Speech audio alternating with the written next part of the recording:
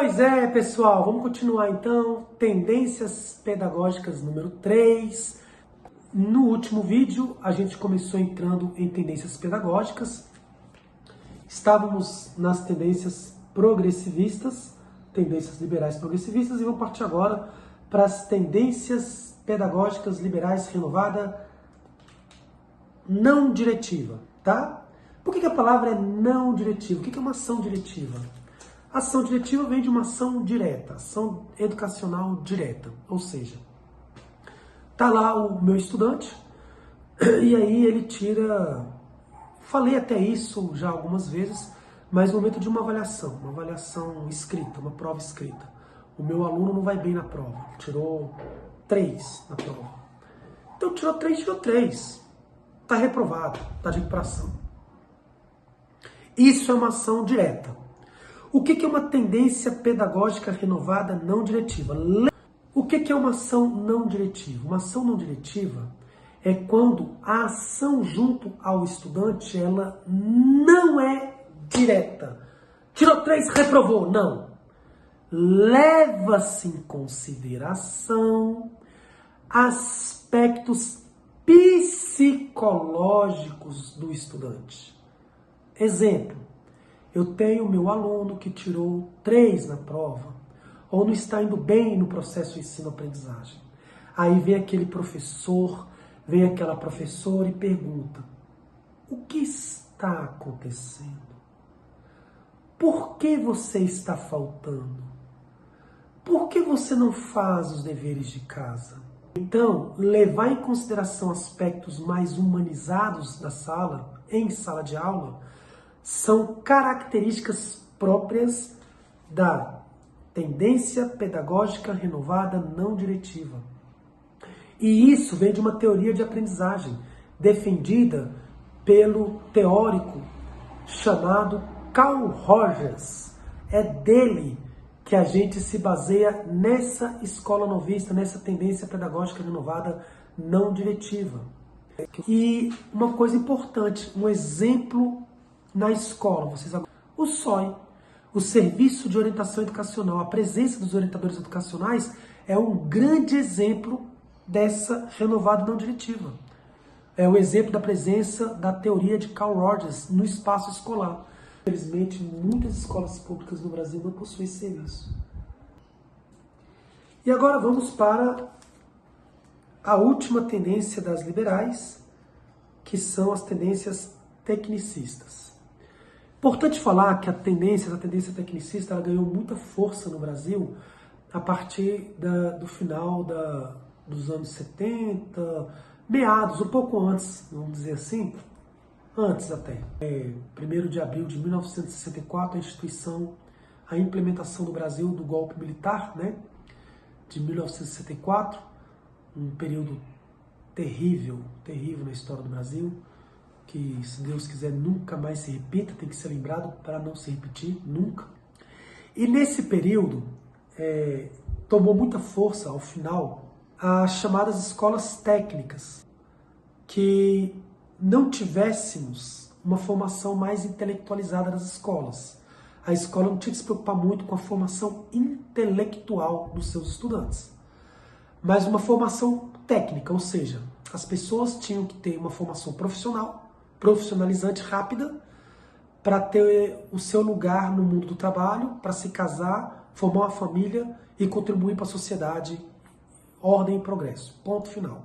Então, teve uma efervescência muito grande desse modelo de escola técnica, que era um modelo que a gente chama de tecnicismo, que era um modelo de escola que o estudante não precisa buscar criticidade, o estudante não precisa buscar intelectualidade, apenas o ensino que a gente chama de estímulo e resposta, o ensino técnico mesmo.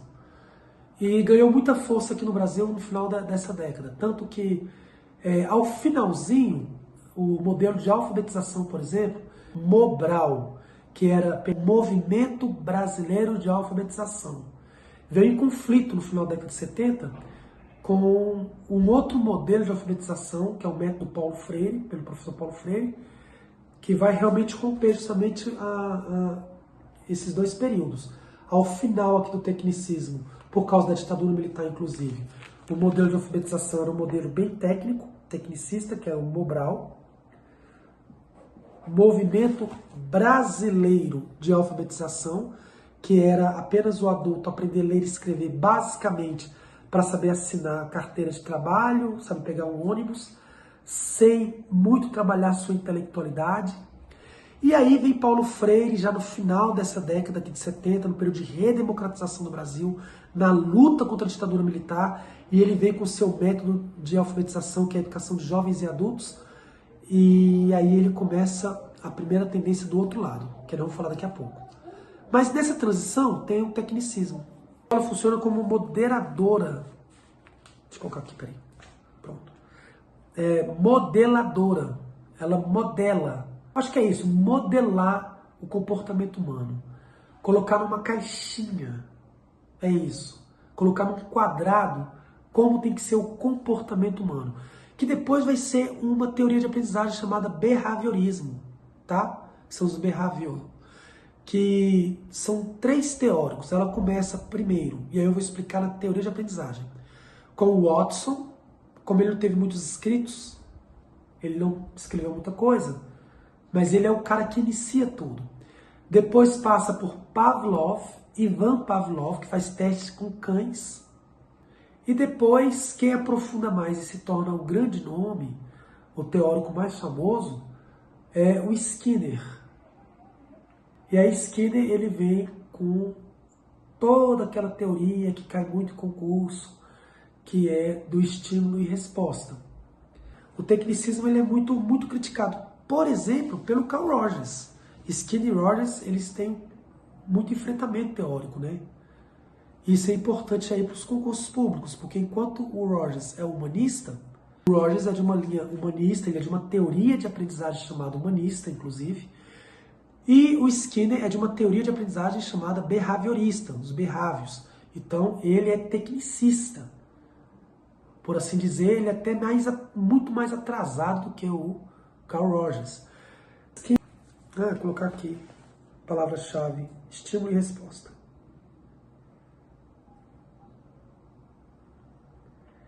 Exemplo de sala de aula. Toda vez, quando você coloca lá no cantinho do quadro, nome dos alunos que se comportaram mal e não vão para o recreio. Estímulo e resposta, uma ação tecnicista. Quando você coloca lá no caderninho da criança, estrelinha por bom comportamento, estímulo e resposta. Quando você faz qualquer tipo de premiação, qualquer forma de hierarquia, tudo. Corta o recreio, então você pode dar tanto estímulos positivos como estímulos negativos. Toda ação como essa, do exemplos que eu estou dando, são modelos tecnicistas de atuação pedagógica, tá bom? Agora vamos passar para cá. Tendências progressistas, lembrando, são as tendências que buscam, modificação, mudança, transformação, rompimento com o status quo.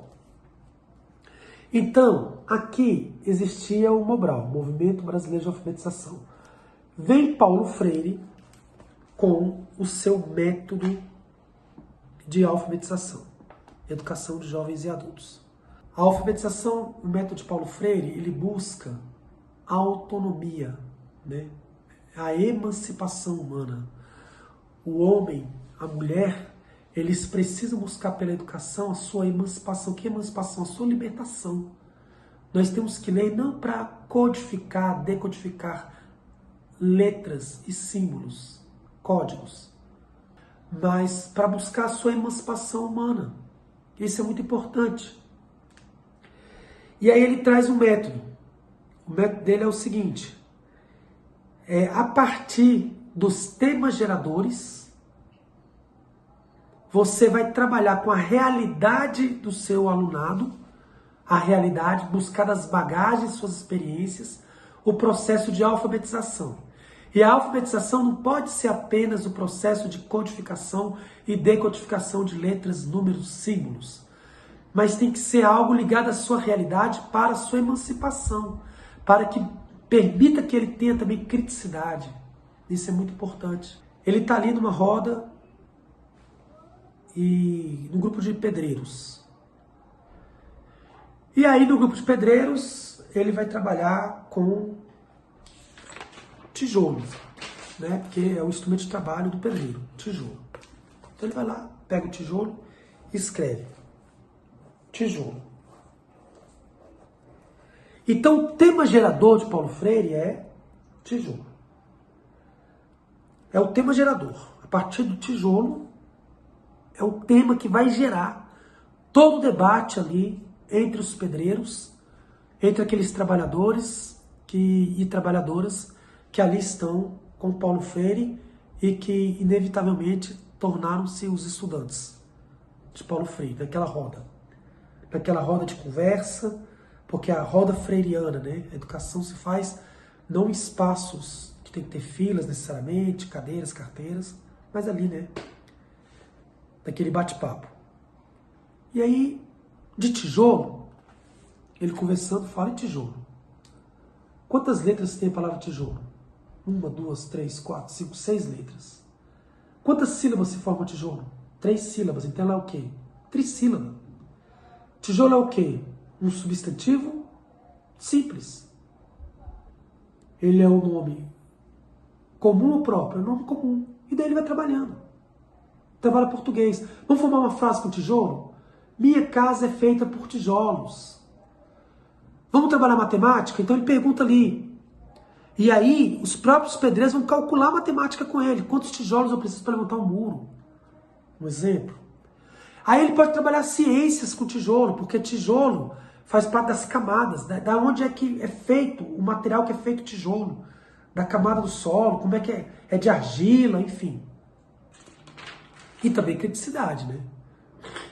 Porque aí do tijolo você pode falar de construção civil, você pode falar de casas, e de casa você pode adentrar no assunto quem tem casa própria, quem não tem, sobre a questão habitacional da sua cidade, sobre a questão do movimento, então, dos trabalhadores, e aí você pode entrar em sindicato dos pedreiros, se tem, se não tem, enfim.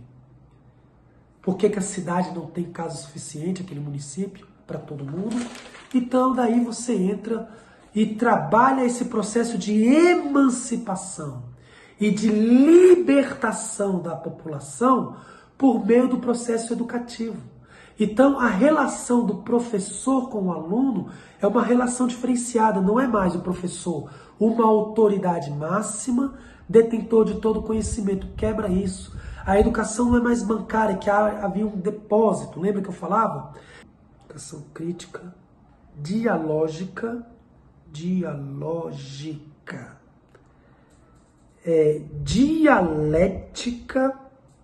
O que é dialética? Dialética é baseada onde? Quando eu estou, a dialética, eu aprendo ao mesmo tempo que eu ensino. Numa dialética constante, eu e você. Então não há esse negócio, a troca, não há esse negócio de você mais, você não existe isso. A dialética, né?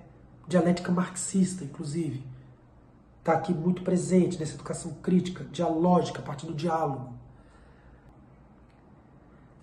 É uma ideia de escola que a gente vai chamar então de tendência libertadora. Ah tá, primeiro eu vou colocar, são 3 tendências, esqueci de colocar aqui, ó. Libertadora, libertária, crítico social dos conteúdos. Deixa eu escrever logo. Olha só. Tá bom? Então nós temos a tendência libertadora, falei agora, ó, tudo que eu escrevi sobre ela. Educação crítica, dialógica, dialética, temas geradores, realidade dos estudantes, grande nome Paulo Freire. Libertadora. Libertária, crítica social dos conteúdos. Ok? Então espero que vocês tenham gostado dessa aula e o próximo vai ser a última sobre tendências pedagógicas. Curtem pra gente, espero que estejam gostando do meu canal Café com Livros. Beijo e até a próxima.